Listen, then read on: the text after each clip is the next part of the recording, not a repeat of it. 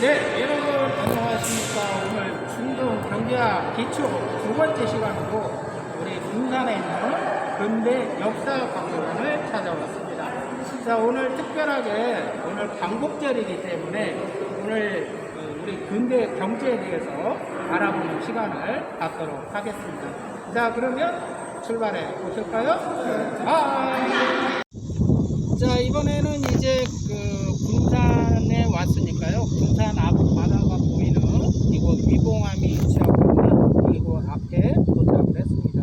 그래서 우리가 근대 경제에 대해서 얘기를 하기 위해서는 당시 이제 흔히 말하는 1876년도에 강화도 조약이 일본 당시에 근대의 경제를 이야기하고자 하는데요.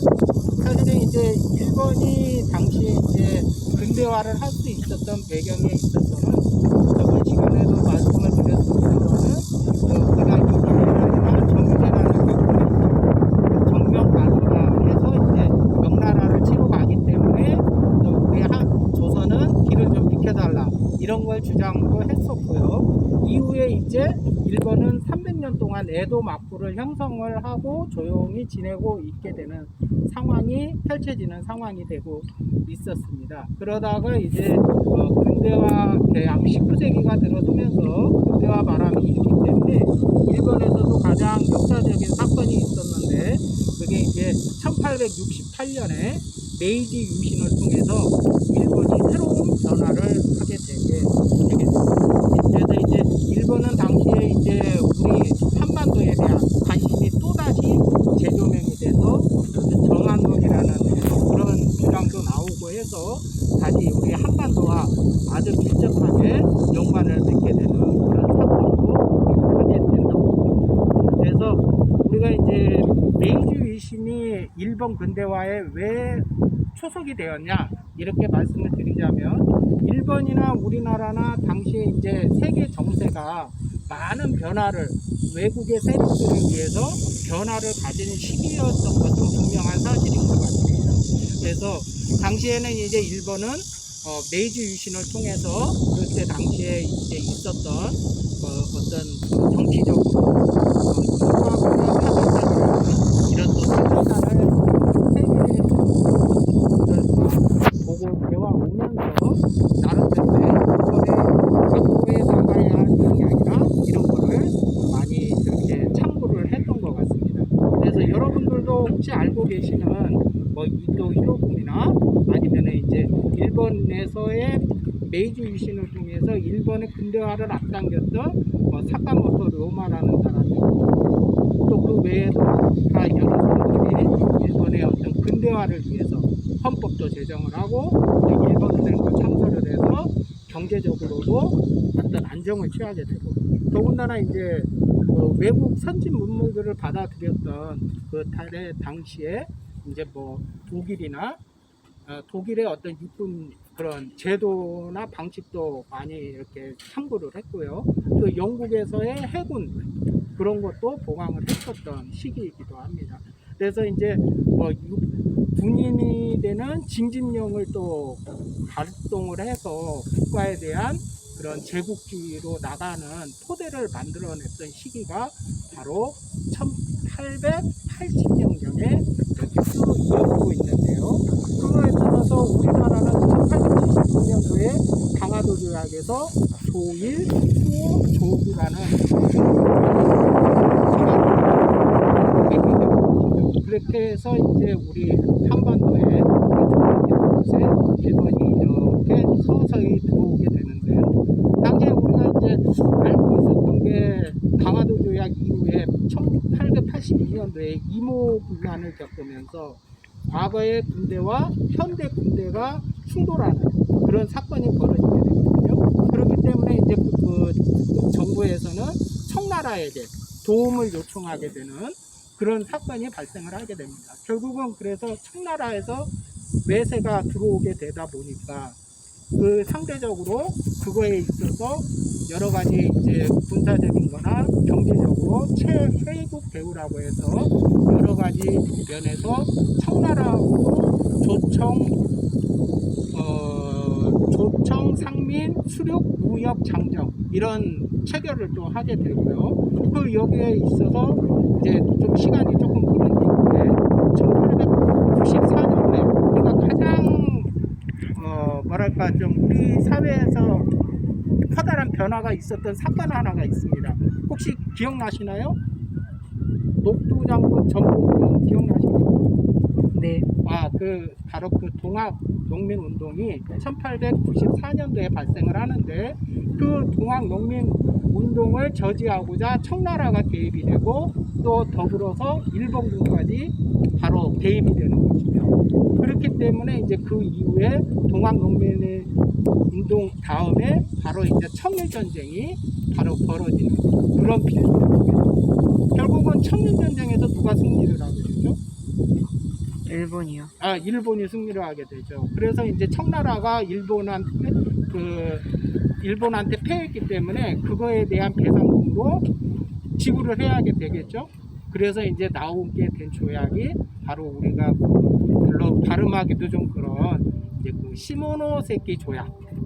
이런 조약이 있는데 아무튼 이제 그거에 대한 일본이 그 청나라로부터 배상금도 지원받고 당시에 이제 그 대만 땅이었던 그런 땅까지도 할애를 받는 그런 사건이 발생을 하게 됩니다. 그래서 우리 동학농민운동 하면은 노래 혹시 기억하십니까? 아니요. 새야 새야 파란새야 녹두밭에 앉지 마라 녹두꽃이 떨어지면 청포장수 울고 간다. 이게 이런 노래들을 민중들이 많이 불렀었죠. 그때 당시 이제 외세 침략에 대한 어떤 그런 비유를 하기 위해서. 그래서 잠깐 이제 그 노래도 한번 불러드렸는데요. 이후에 이제 청일전쟁이 마무리되고 나서 1895년도에 이러한 어떤 일본의 상승세가 있기 시작을 하게 되죠. 그리고 나서 일본이 또 가만히 있었겠습니까? 이제 청나라하고도 대결해서 이기게 되니까 그거에 대한 자신감을 얻게 되는 거죠. 결국은 이제 우리 조선에 대한 여러 가지의 토지, 상권, 이권, 화폐, 금융까지 모든 것을 서서히 조여오기 시작합니다.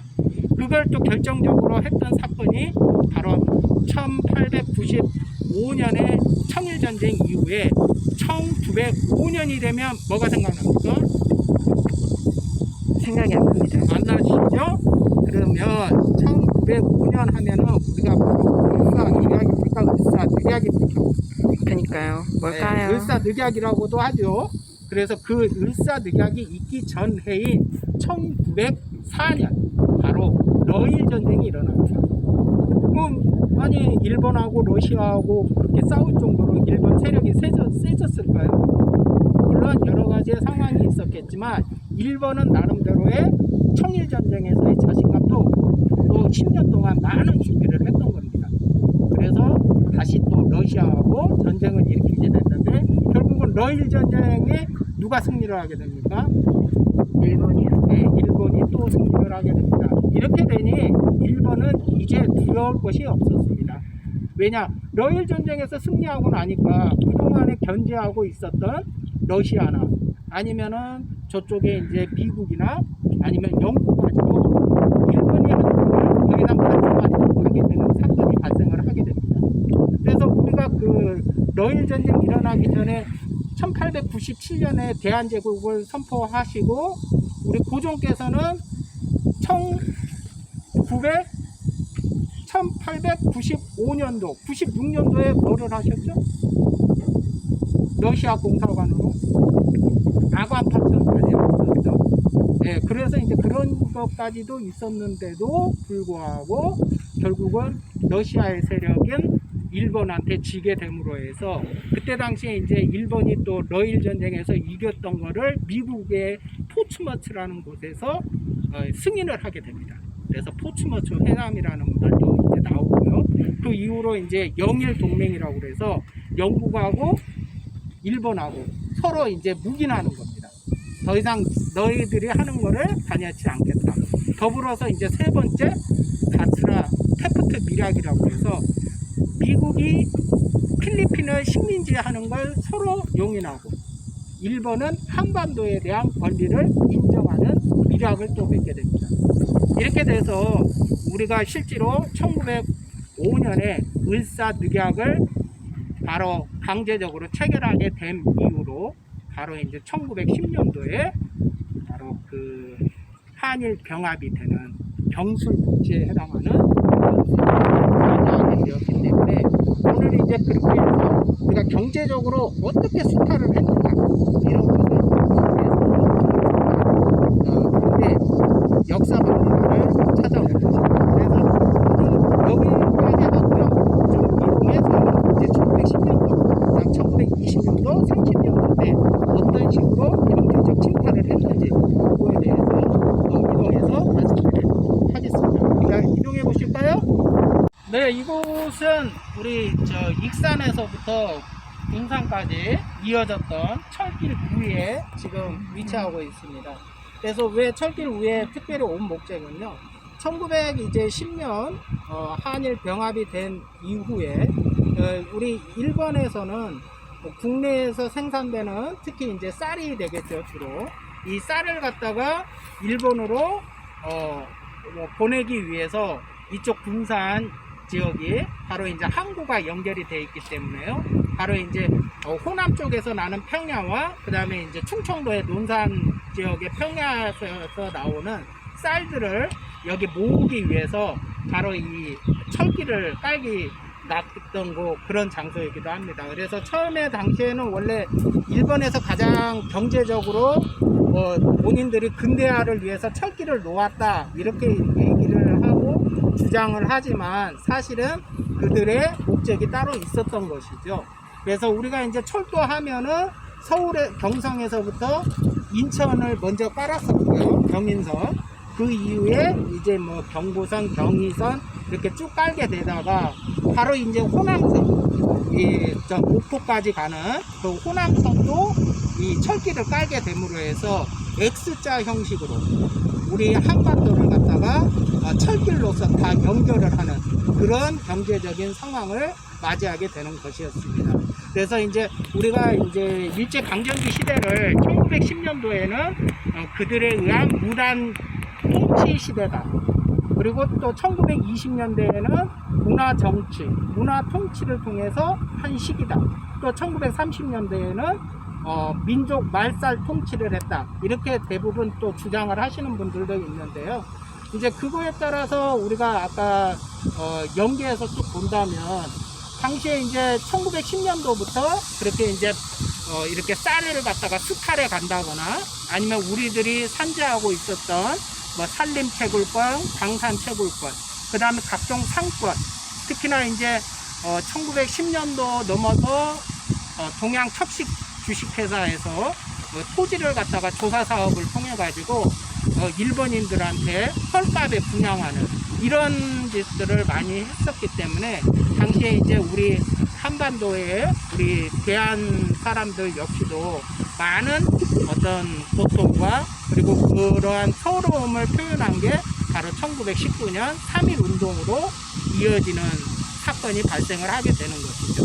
그래서 이제 일본에서도 그러한 것들을 너무 깜짝 놀래서 더 이상은 이런 식으로 무단 통치를 하는 것은 맞지 않겠다 이렇게 생각을 했던 것이 바로 이제 1920년대에 들어오면서부터 문화 통치로 바꾸게 됩니다.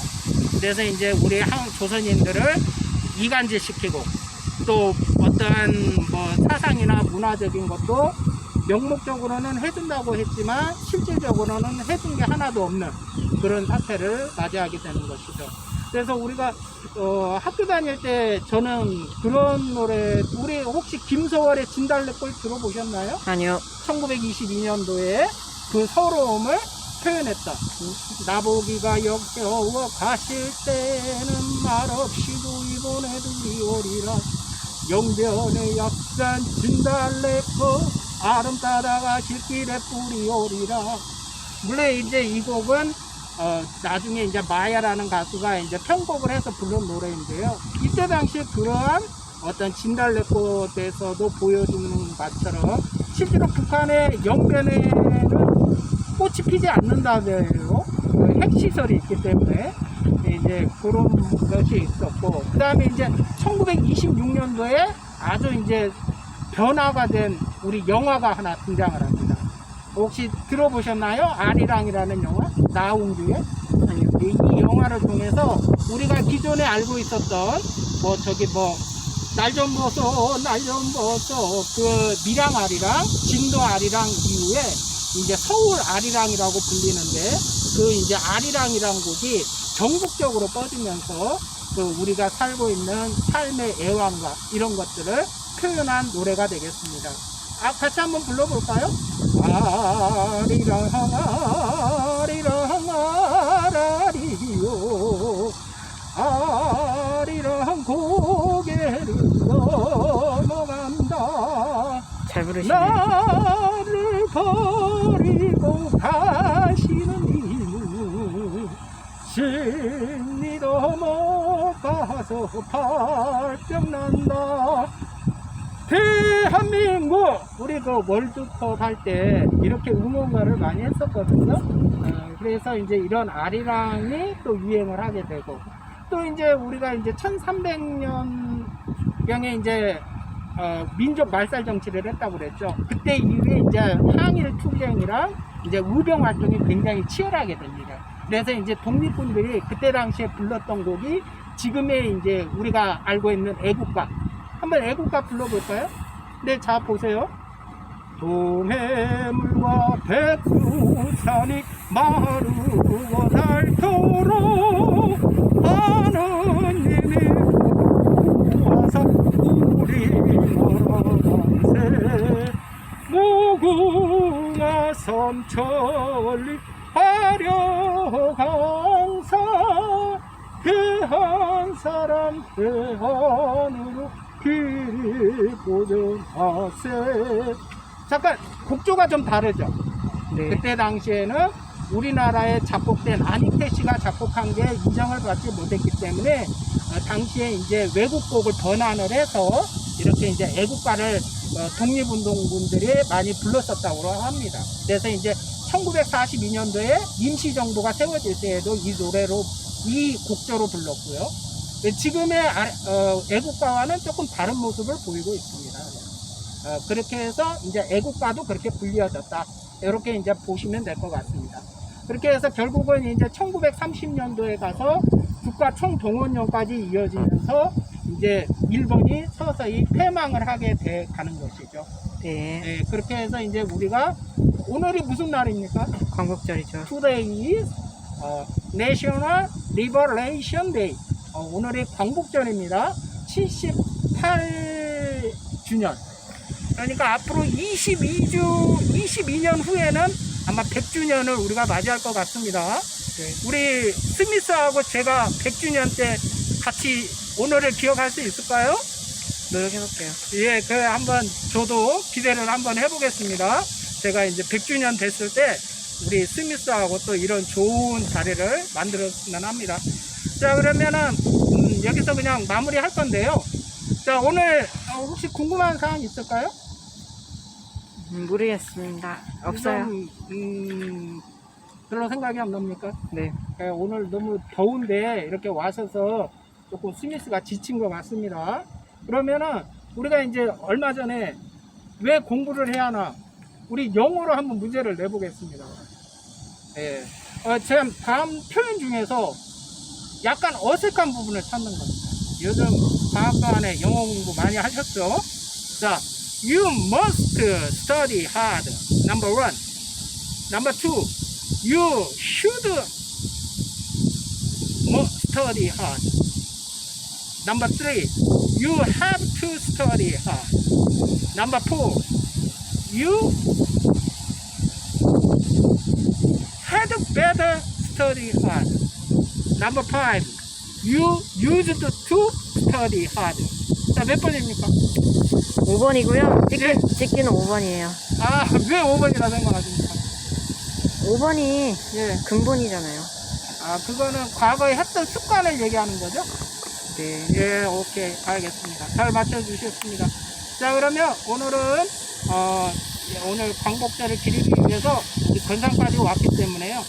또, 다음에, 우리가 이제 다음 편에는, 중동 경제학 기초 3편, 현대의 경제편으로 여러분들과 함께 하도록 하겠습니다. I hope dream your come true. So see you next time. Bye bye.